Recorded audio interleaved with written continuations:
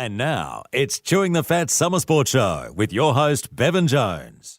Well, g'day and welcome to another edition of Chewing the Fat. Bevo here with you down at Helix Player Management today, and we're joined by a player from the Adelaide Crows women's side, also a part of the Helix Player Management group. That is Jess Foley. Jess is a doctor as well at the Noarlunga and Flinders hospitals, and she's been an international basketball star, played for Adelaide Lightning, played college ball and represented Australia, so she's done it all. Jess, great to have you on Chewing the Fat. How are you finding your first year in the AFLW? Oh, it's been fantastic. I'm really loving it. It's certainly different from basketball. I'm coming out with a few more bruises every week, but I've loved every minute of it so far.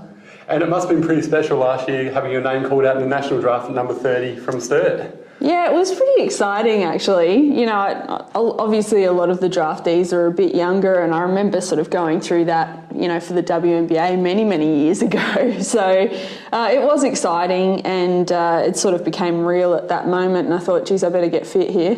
Yeah, and talk to us about your transition from playing basketball, being a superstar basketball, obviously I mentioned before, playing college ball over there in America, which we'll talk about afterwards, and then going across to playing footy, playing with Sturt, and then to the Crows. Talk about that transition and what made you change from basketball to footy. Yeah, I mean, I suppose my basketball career sort of came to an end, mostly by choice. I'd played over 10 years in the National Basketball League in Australia. I'd played overseas. I'd been part of Australian groups, and the injuries were starting to just sort of stack up a little bit. And I also started going to med school at Flinders, so. I got to the point where I didn't feel I had the commitment for basketball anymore, and sort of stepped away. And I sort of started playing football by chance. You know, I went out and watched a bunch of the season 1 AFLW games. And I thought, this looks brilliant. I would have loved to, have a kick of the footy and play when I was a kid.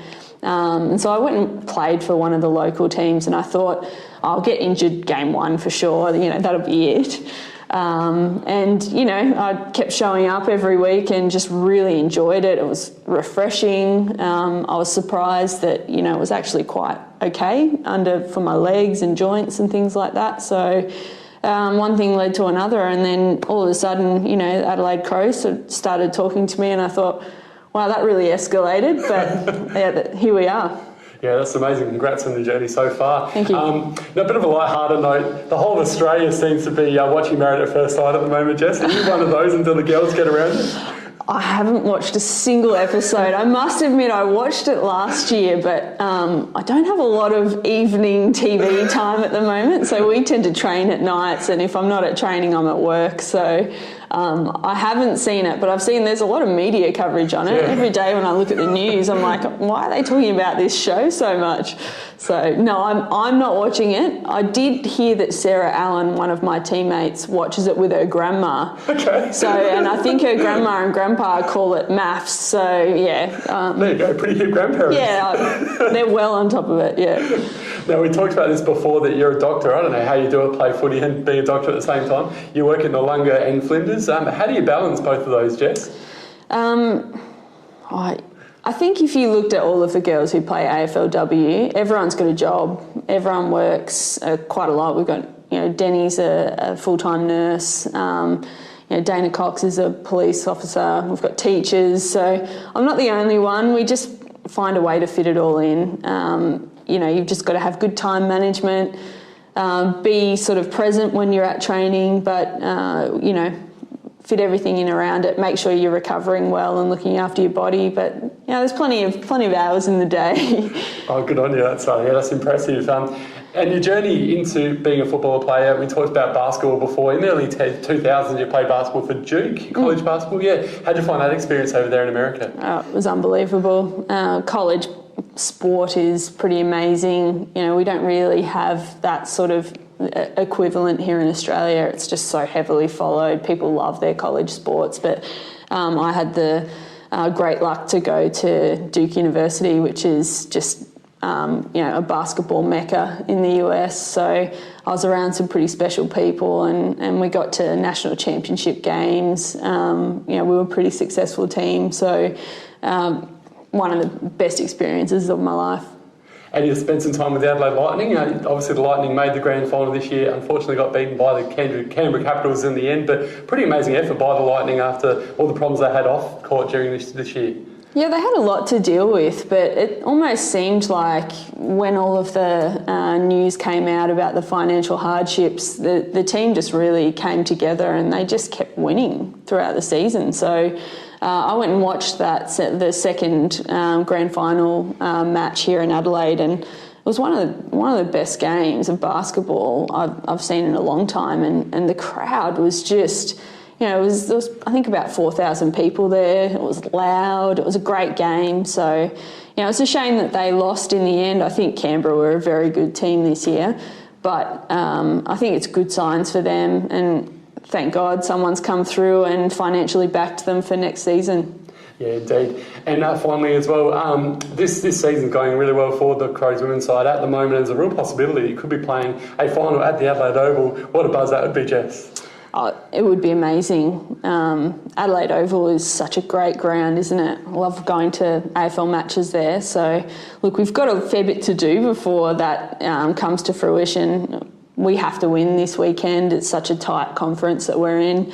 There's a lot of really good teams. So, we'll have to talk to you again after this weekend, I think. Yeah, all the best with that. So, hey, next week is round 1 of the AFL. It kicks off. It's unbelievable. It's come around so fast. And we've got a big game next Thursday night between the Tigers and the Blues. Who's your tip with this one, Jess? The Tigers, I think they've got to be hurting after last season, the way it finished for them. So they'll bounce back, I think. Yeah, I'm with you with that one, I think. Friday night, it's the Pies versus the Cats at the MCG. Tip for that one? Pies. Pies? Yeah, Pies for me as well. They might have been my team growing up, so... Okay. Yeah. Still got a soft spot for them as well? Oh, look... Or more the Crows men's now. Wait, of course, Crows, yeah. Yeah. You have to say that, right? And on Saturday, my team, the Power, taking on the D's at the MCG. I think that'll be a really tough game. I think that the Power can probably win that one. Yeah, I'm going the Power as well. With maybe my head more than the heart, but heart more than the head with that one. But on Saturday twilight, it's the Crows hosting the Hawks at Adelaide Oval. Crows almost full strength now. Yeah, I think that the Crows are ready for a big season. I'll back them in. Crows for me as well.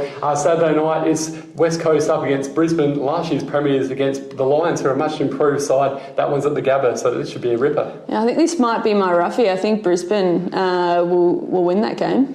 Yeah, it's hard to go past West Coast. I think West Coast for me, I think they'll look pretty good this year again. Could go back to back, but we'll see, a long way to go. Mm-hmm. Also on Saturday night, we've got Western Bulldogs hosting Sydney at Marvel Stadium, previously Etihad Stadium. I think I'll take Sydney on that one, so that'll also be a good game, but I'll take Sydney. Yeah, Sydney for me as well. I think Buddy might go well in that one. On Sunday, we've got Freo hosting the Kangaroos at Optus Stadium over there in Perth. Yeah, I mean, you don't like to go against Freo at home, but I think that North Melbourne might get them. I like North Melbourne over the last couple of seasons. Yeah, I think Freo at home, just for me, I think they play very well over Optus Stadium, so it should be a good game of footy. Also on Sunday, we've got the Giants hosting the Bombers over there in Canberra.